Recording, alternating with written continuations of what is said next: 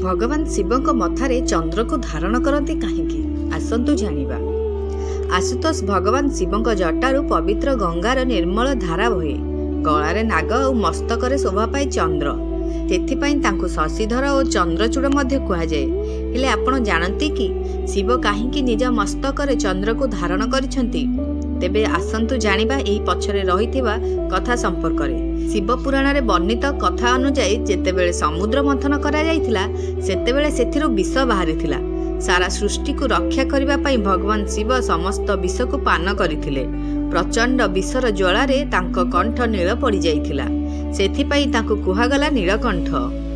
विष प्रभाव रे भगवान शिवଙ୍କ शरीर अत्यधिक उत्तप्त होईगला। एणु तांको शीतलता प्रदान करबाकू विकल्प खोजिबाकू लागिले देवगण। चंद्र शीतलता प्रदान करुथिबा देवता होइथिबारु तांकू ही स्वयं भगवान मस्तकरे धारण करथिले। सेबेठू चंद्र शिवक मस्तकरे विराजमान होई सारा सृष्टि को शीतलता प्रदान करि आसुछंती।